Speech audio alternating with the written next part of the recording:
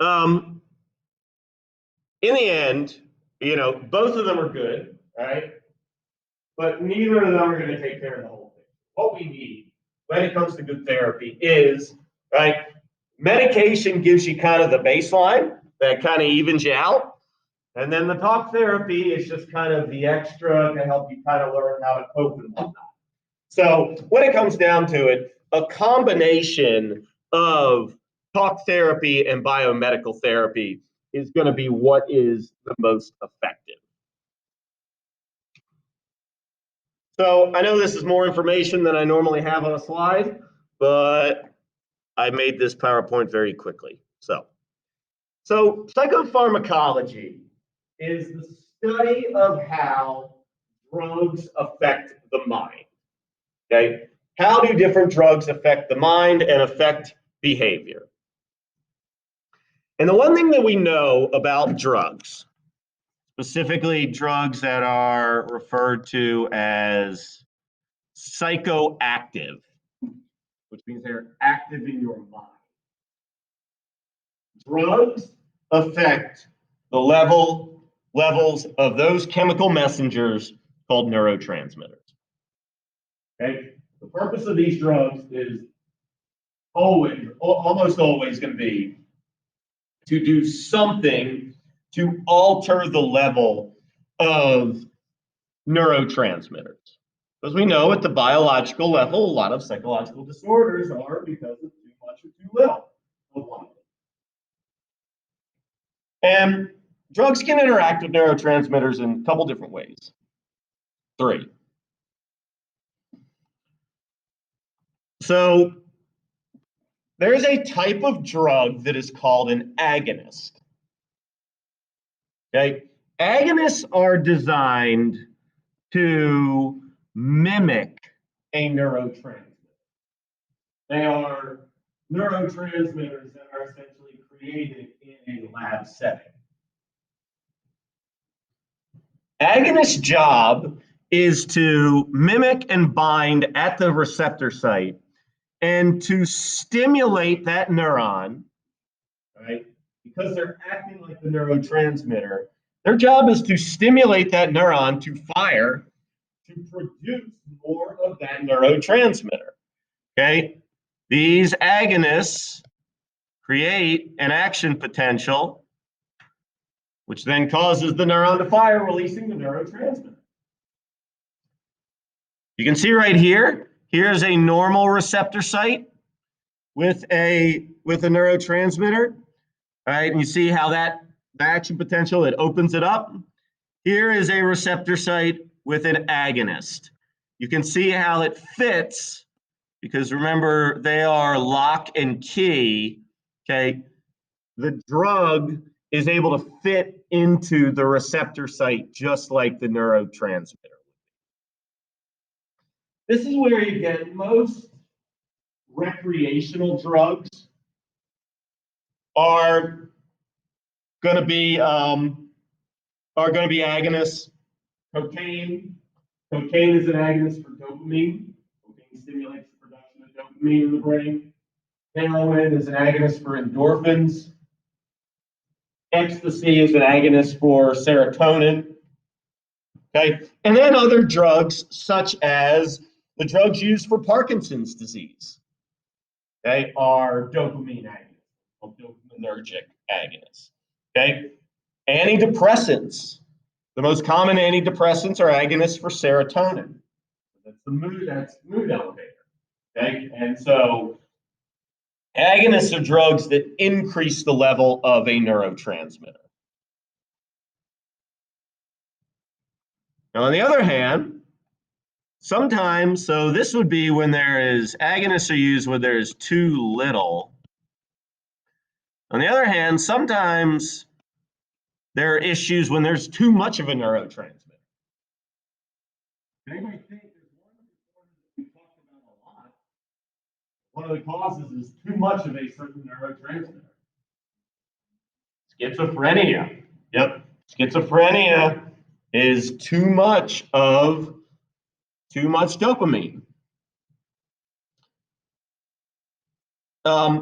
So These drugs, what are called antagonists, their job is to decrease the level of the neurotransmitter by blocking the receptor site so that the neurotransmitter can't bind. Okay, it's stepping in, just think about it like, let's say, you're trying to spit game on someone at a party. Somebody steps in and gets in the way of it. These drugs are basically doing the same thing. We all know what that's called. Okay, but all right, these drugs are essentially doing the same thing. Okay, so are there any questions there? All right, the other thing that they can do, and oftentimes, so like drugs like antidepressants are serotonin agonists, but they're also what are called reuptake inhibitors. Okay, one of the things that they do is they really just want to flood your brain with whatever the neurotransmitter is. They will the drug will trigger the production of the neurotransmitter, and then will block the reuptake of it, so that the excess stays in the synaptic gap and it continues to bind at the receptor sites. Okay, so that would greatly increase the level of that neurotransmitter in the brain. Okay, that is called a reuptake inhibitor. You can see here, here's a normal synaptic connection, and you see all this excess neurotransmitter in the synapse gets taken back up. When drugs like SSRIs, okay, we'll talk about here in a sec, they block those channels so it doesn't allow for reuptake to occur, so these neurotransmitters just keep binding on it.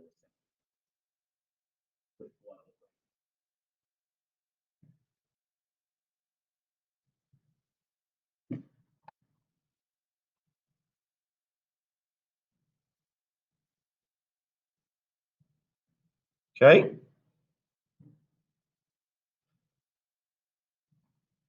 Any questions there about the three things that they can do?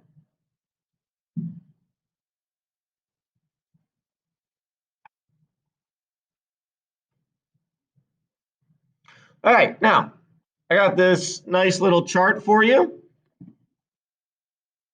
Really, all you need to know about different categories of drugs. 4 different categories. Right? Antipsychotic drugs. Antipsychotics are drugs that are prescribed to people who have had a split from reality. Okay? Who have had what is called a psychotic break, such as with schizophrenia. Schizophrenia is not the only psychotic disorder, right, but it's the most well known. Antipsychotic drugs are, for the most part, dopamine antagonists. So they're going to lower the levels of dopamine in the brain, because that is what is associated with the positive symptoms of schizophrenia, like the hallucination.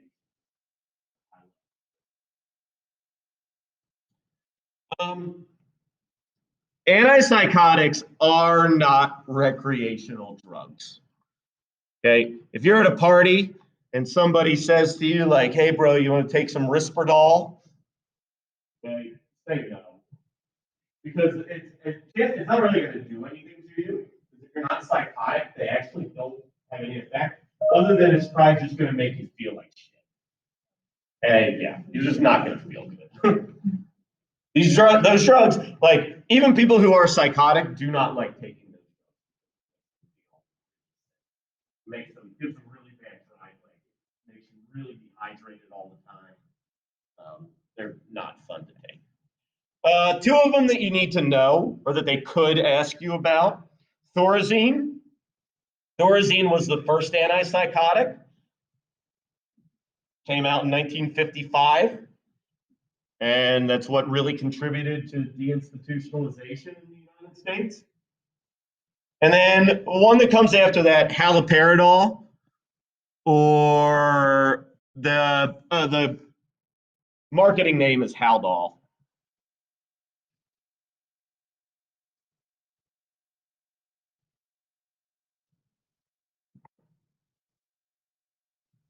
Those are what are called typical antipsychotics or first generation antipsychotics. There is a new type of antipsychotic called atypical or second generation. One of those that you might know because they advertise it on TV is Abilify. You know, you never know like what any of the like all the drug commercials. It's usually just like middle-aged people like each other. Like, oh, this is a commercial for an antipsychotic drug. But,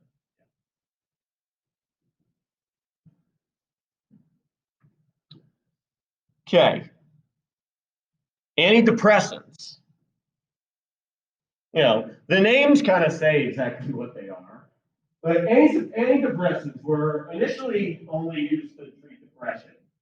Now antidepressants are kind of like the they're kind of like the ibuprofen of drugs for psychological disorders.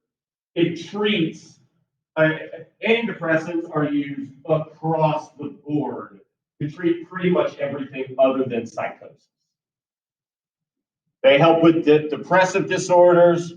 They are prescribed for anxiety disorders, for OCD, for PTSD, because depression is usually comorbid with those things. And depression that is experienced tends to exacerbate the other symptoms. So a lot of times it's just dealing with the depression first. There are a couple different kinds of these. There are two types that aren't used a whole lot anymore. One's called MAOIs, monoamine oxidase inhibitors. You don't really need to know those. Only thing I remember one thing from college about them that like you eat cheese while you're taking them, like you will die. It's something with how it interacts with like dairy.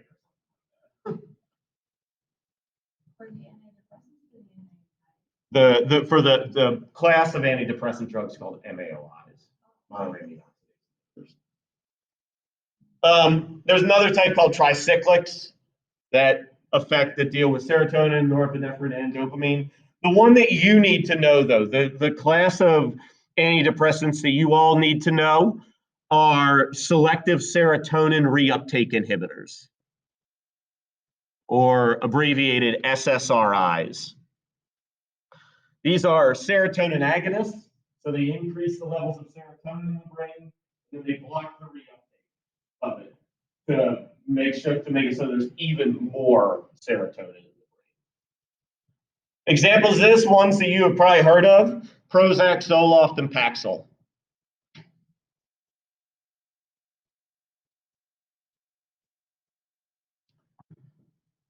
Does anybody know what is something that, if you are taking antidepressants, what is something that you are not supposed to do at all?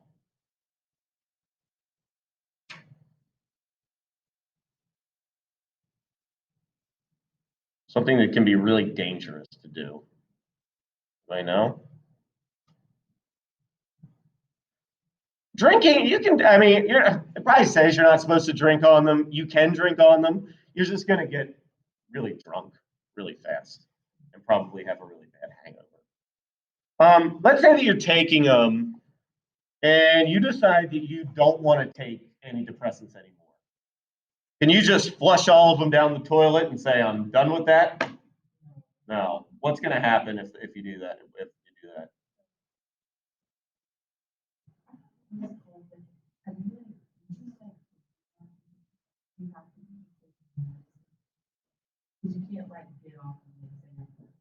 Yeah. Yes, yes, sort of. So what's going to happen? This is what happens with a lot of drugs, where if you've been taking SSRIs for a while, your brain starts to rely on those drugs to produce serotonin, and your brain stops producing serotonin on its own. Okay. It's called going through withdrawal. But if you go cold turkey on them, your brain is not producing serotonin anymore, which is the mood enhancing neurotransmitter. And you may feel okay for a day or two, and then you're going to crash big time. Okay? Because you've depleted all your serotonin. Your brain is not producing it. And that is where they see the most amount of suicide attempts, when people have gone off of their medication. So, huh?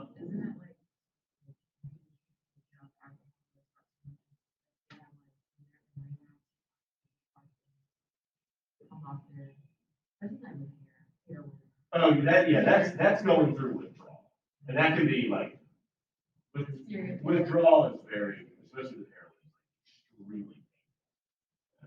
This is just really dangerous because your mood, if you were here before, like your mood's gonna go way low, and this is where they see the most amount of suicide attempts. You got to do it slowly. They have to start. You just kind of have to start like giving smaller and smaller doses for so the brain can, your brain will start producing serotonin again. It just takes. All right, anti-anxiety drugs are exactly what they sound like. They deal with anxiety disorders. These drugs, right? They slow down the central nervous system, and they increase GABA. GABA is the major inhibitory neurotransmitter, like when you're going to sleep. Ones that you need to know: Xanax and Ativan. Okay, but most of y'all probably know what those are. You should not drink alcohol if you are on anti-anxiety, because alcohol is a depressant. Anti-anxiety medication is a depressant. Slows down the nervous system. Okay, chances are, if you get drunk, go ahead and take Xanax, you're just going to fall asleep before you can do anything dumb. All right, but if you don't fall asleep, then you are going to black out and maybe do something very dumb. Okay, and then finally, mood stabilizers. Mood stabilizers are used pretty much exclusively just with bipolar disorder, maybe borderline personality disorder. The goal of mood stabilizers is, with bipolar, you have extremes of emotion. You suffer from major depressive disorder, and then on the other end, you suffer from what are called manic episodes, which is where people are like extreme amounts of energy, a lot of times very irrational, poor decision making, impulsive, whatnot, little need for sleep. So what mood stabilizers do is they try to bring those into the middle, just balance. Okay, a lot of times they use antidepressants with these as well. The one that you really need to know is lithium bicarbonate. Right? It is literally just the element lithium. And if anybody is a Nirvana fan, the song Lithium by Nirvana is about the drug lithium, because Kurt Cobain was bipolar. Depakote's another one. I don't think you would ever be asked about Depakote. What is interesting about these is that psychologists don't really know why lithium works. Like, they don't really understand what the mechanism is. They think that I'm not going to write on this, it balances out glutamate, and high levels of glutamate are associated with manic episodes, but they're not entirely sure.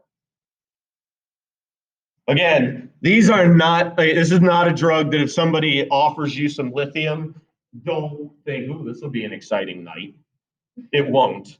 Okay. People who take mood stabilizers absolutely hate them. Because if you think about it, like, part of being human, a person is having extremes of emotion. Is being really happy and being really sad. Right? Mood stabilizers, you're just here.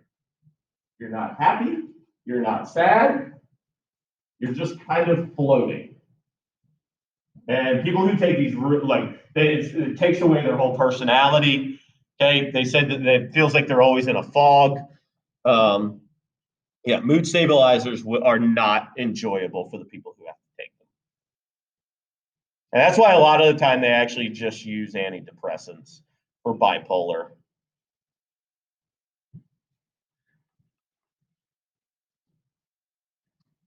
Okay. All right. I'm going to let you look over this on your own because it's not really all that important. Okay, just these are other biomedical therapies that are not drug therapies.